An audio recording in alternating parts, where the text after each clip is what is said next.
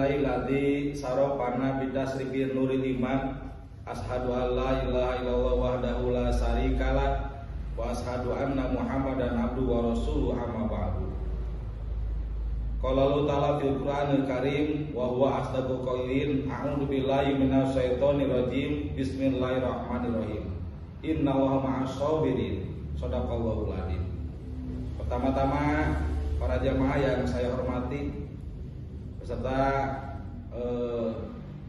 sama-sama yang juga saya hormati semuanya yang bisa mengikuti acara ini atau pemateri ini, mudah-mudahan kita semua selalu dalam lindungan Allah Subhanahu wa taala.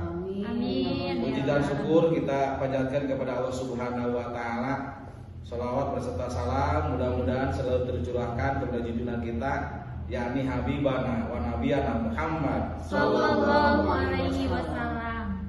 Para jemaah yang saya hormati, dalam kesempatan ini insya Allah saya akan mencoba memaparkan yaitu tentang skenario Allah yang sangat indah.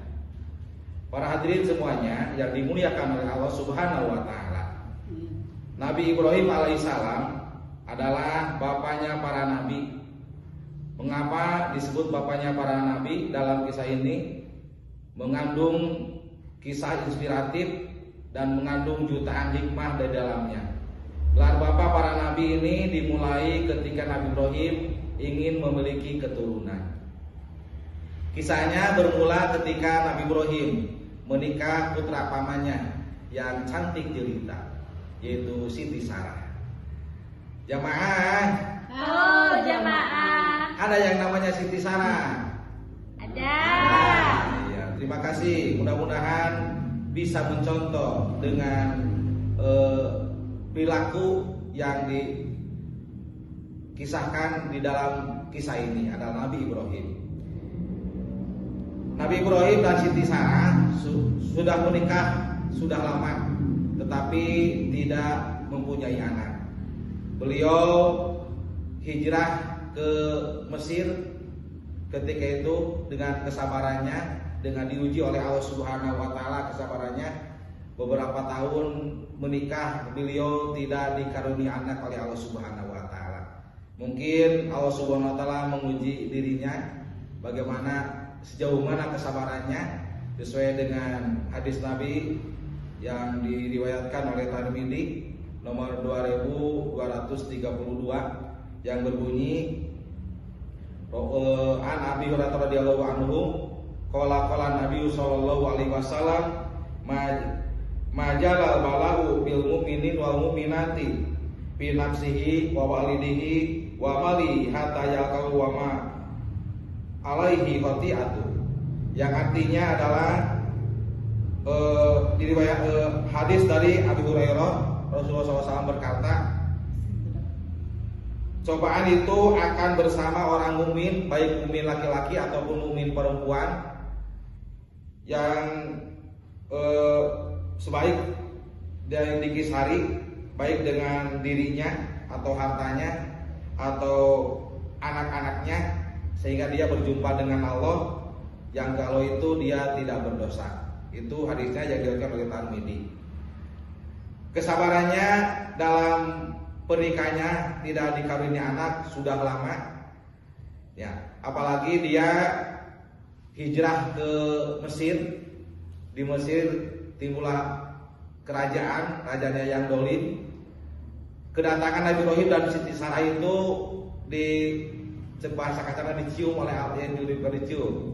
Diketahui oleh raja tersebut suka mengoleksi perempuan yang cantik. Dikarenakan Siti Sarah itu adalah cantik, sehingga raja tersebut meminta kepada Nabi Ibrahim. Tetapi Siti Sarah berdoa kepada Allah Subhanahu wa taala, alhamdulillah tidak jadi dipintanya karena raja tersebut mengalami kesakitan yang amat pedih. Itulah mungkin ujian dari Allah Subhanahu wa taala. Begitu juga kita sebagai guru oleh Allah Subhanahu wa taala diuji kesabaran kita, ketawakalan kita, keriduan kita dalam mengajar, sehingga Nabi Ibrahim pun setelahnya beberapa cobaan, lalu sebelum menyingkirkan Nabi Ibrahim, raja tersebut memberikan seorang budak yang namanya Siti Hajar. Nah, ketika itu jawaban doa Nabi Ibrahim diijabah, menikah dengan Siti Hajar, lalu oleh Allah dikaruniai anak yang namanya Ismail. Maklum wanita, ya, wanita juga sama manusia mungkin merasakan sedihnya, bahwa cemburu gitu ya. Sedihnya anak tersebut bukan dilahirkan oleh Siti Saroh, tapi dilahirkan oleh Siti Hajar. Tapi sesuai dengan ujian oleh Allah Subhanahu wa taala dan cobaan, Siti Saroh sabar, ya, sebagaimana dengan firman-Nya bahwa anak dan itu adalah ujian. A'udzubillahi minasyaitonir rajim. Bismillahirrahmanirrahim. Wa alamu annama amalakum wa ladukum fitnah wa annallaha indahu ajrun adim. Yang artinya, ketahuilah bahwa harta dan anak itu adalah cobaan. Insya Allah di sisi Allah ada ganjaran yang paling besar. Nah, luluslah Nabi Ibrahim dan Siti Saroh dengan ujiannya. Alhamdulillah Siti Saroh diijabah doanya, beliau pun punya anak, yaitu Nabi Ishak. Kedua-duanya dia Nabi diutus oleh Allah untuk menyebarkan syariatnya oleh Allah, itu Nabi Ibrahim dan Nabi Ishak. Itulah skenario Allah Nabi Ishak, ya. Itulah skenario Allah yang paling indah. Dan ujilah kesabaran Nabi Ibrahim. Ya, alhamdulillah dari dua nabi tersebut lahirnya nabi-nabi yang terkenal seperti Nabi Muhammad SAW, junjungan kita yang selamanya kita mencintai dan kita juga dicintai oleh dirinya sampai akhir hayat. Malah kita di akhirat pun sama dicintai olehnya. Maka kita juga sama 9 kali kita membacakan sholawat kepadanya supaya kita diakui umatnya.